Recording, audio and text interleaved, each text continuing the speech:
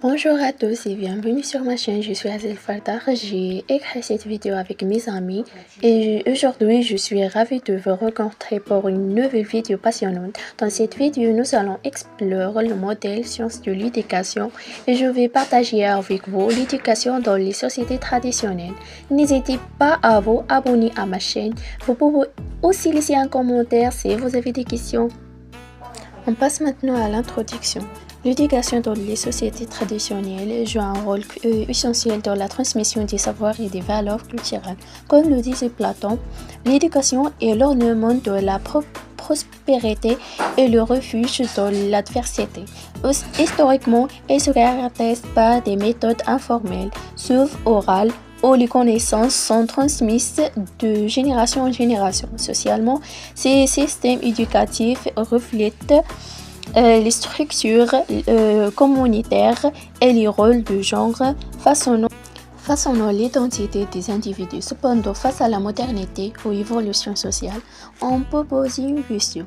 Alors, comment l'éducation traditionnelle peut-elle répondre aux défis contemporains tout en préserver son héritage culturel? Dans le développement, on va traiter deux axes principaux. La première axe, transmission de la culture et conformisme social. Et deuxièmement, la transmission de la culture à travers l'éducation informelle. Dans les sociétés traditionnelles, l'éducation se déroule principalement au sein de la famille et de la communauté.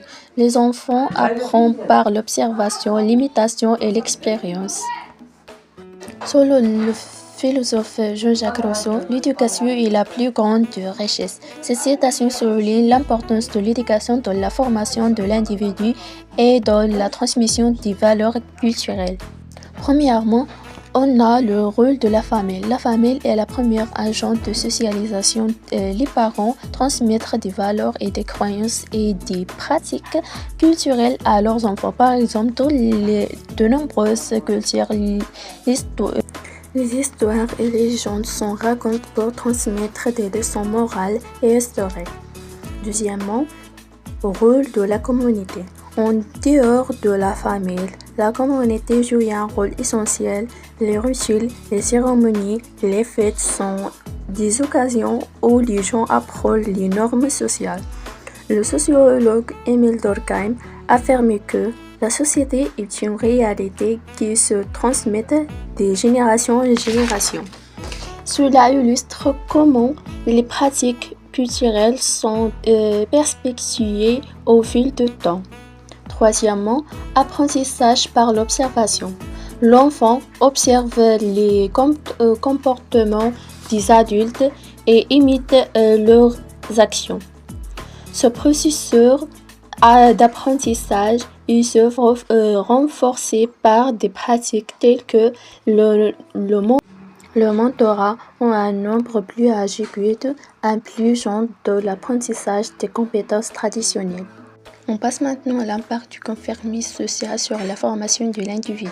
Le conformisme social est un phénomène où les individus doivent adopter les normes et les valeurs de leur groupe afin d'être acceptés. Dans les sociétés traditionnelles, ce conformisme peut avoir des effets à la fois positifs et négatifs sur le développement de l'individu. Premièrement, renforcement des valeurs collectives. Le conformisme social aide à maintenir l'harmonie et l'unité au sein de la communauté. Selon le philosophe Alex, la société est un organisme vif qui nécessite la cohésion de ses membres. Cela signifie que le conformisme peut contribuer à la stabilité sociale et à la continuité culturelle. On passe maintenant à l'imitation de l'individualité. Cependant, le conformisme peut également étoffer l'innovation et l'expérience personnelle. Les individus peuvent se sentir contraints de suivre des normes qui ne correspondent pas à leurs valeurs personnelles. Le penseur existentialiste Jean-Paul Sartre, l'enfer c'est les autres, souligne comment les jugements des biais peut influencer les choix d'un individu. conflit entre tradition et modernité. À mesure que la société évolue, les tensions entre les valeurs traditionnelles et les aspirations individuelles peuvent émerger. Les gens peuvent ressentir le besoin de se conformer aux attentes de leur haine, tout en cherchant à exprimer leur identité unique.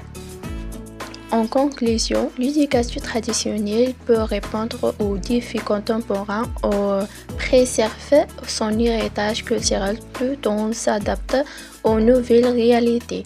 Comme le dit Nelson Mandela, l'éducation est l'arme la plus puissante que puisse utiliser pour changer le monde. Souligne ainsi l'importance d'une éducation ancrée dans les valeurs culturelles pour façonner un avenir harmonieux.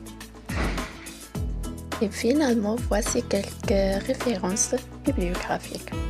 Et merci pour votre attention. N'hésitez pas à laisser un commentaire. Bye bye.